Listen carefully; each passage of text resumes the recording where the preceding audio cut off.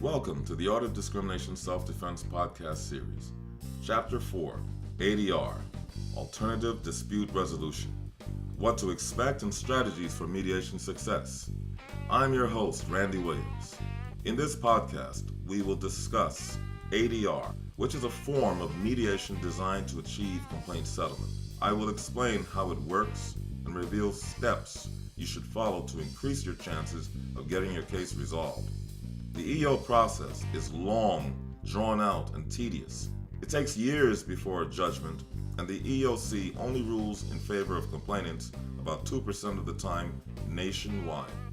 Being able to settle your case much sooner and easier via mediation makes sense, saving future time, money, and effort. Getting closure and being able to walk away with something positive is better than what most ever get in the EO process. This chapter will show you how to use mediation to maximize controlling the destiny of your EEO case, whether you're in public or private sector, whenever ADR is used. Our mission is to share impactful knowledge that in effect helps people overcome the oppression of unlawful discrimination, because unlawful discrimination must be stopped. Hello. The first thing you need to know about ADR mediation is that it's not adjudication or arbitration where you argue your case in front of a decision maker. In ADR, there is no decision maker, no one to make a ruling as to whether discrimination happened or not.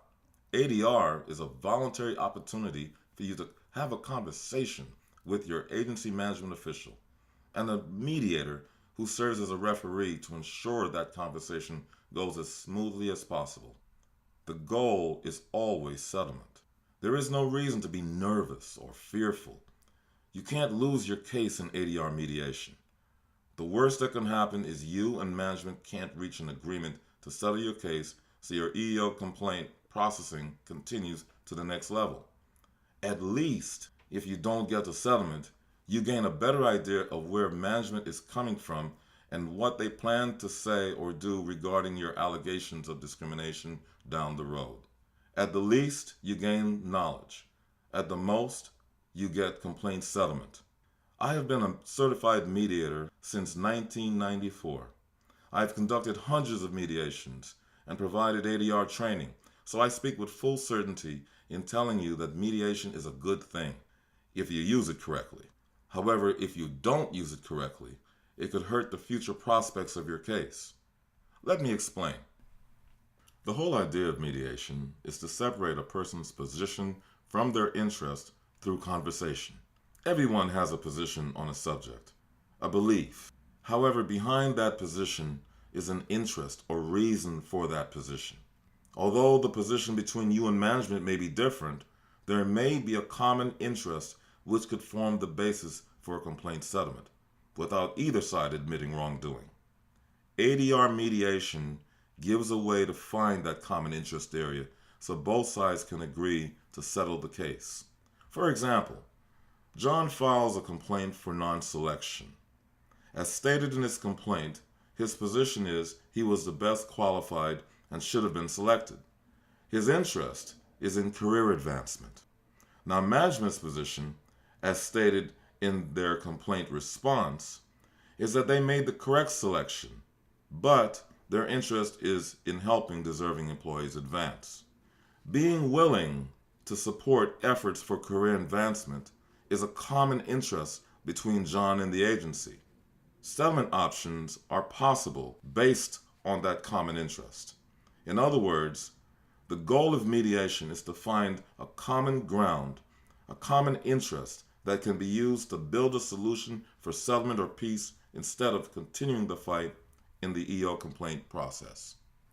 The way the ADR process steps are supposed to work is the assigned mediator speaks first, making sure all the paperwork is signed, explaining the ADR mediation process, thanking you for participating. The mediator should mention that mediation is supposed to be confidential. Take that with a huge grain of salt, because if you say too much, you could give away critical information that helps management fight against or undermine your complaint later. The other thing the mediator should mention is a caucus. A caucus is like a timeout, where one side only meets separately with the mediator. A caucus can be useful in reviewing what has been said thus far, or developing ideas for what solutions could be discussed next. After the mediator speaks, the aggrieved or complainant should speak next, outlining the issues that led him or her to file a neo-discrimination complaint, position and interest, and explaining what they want as a result or remedy.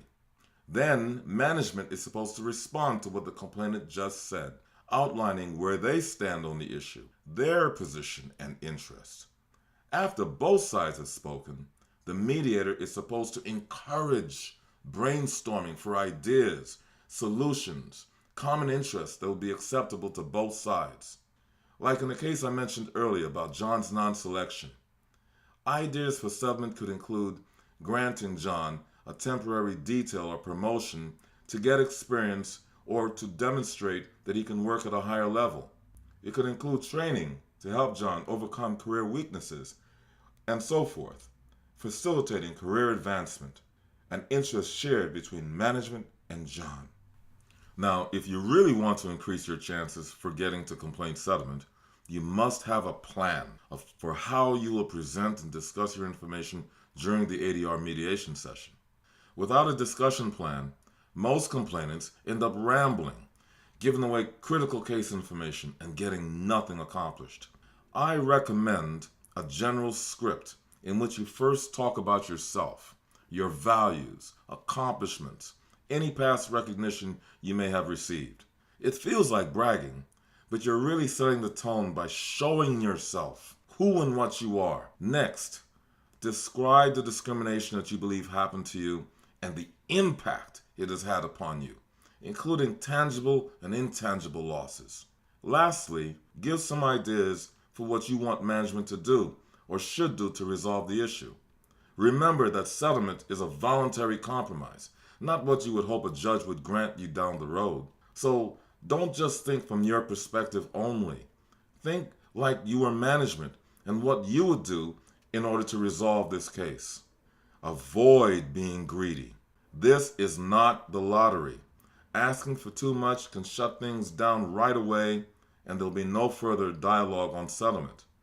ADR is a chance to come up with a solution that works for both sides without intimidation, so think with an open mind on resolving your case so both sides can live with the solution. I've had very high success rates in ADR mediation because before the session, I prepare and plan, considering both sides and where the other side is coming from. Remember, worst case scenario is that both sides can't agree on a solution. If so, EO processing will continue, but there could be more opportunities for mediation as you progress through each stage of the process. So listen closely to what management says as their reasons for disagreement on settlement. That information will help you more effectively present your EO complaint during the formal investigation and make you better prepared for any mediation session coming later in the EEO process. Now let's talk about being careful in what you say during ADR mediation. Your information is not protected, so please don't give away the farm. For example, avoid giving away the names of your witnesses. If you do, there's a good chance management will talk to your witnesses and either silence them or get them to change their story by the time of their official testimony. Be careful about revealing documents that management can later alter, change, or delete prior to an investigation.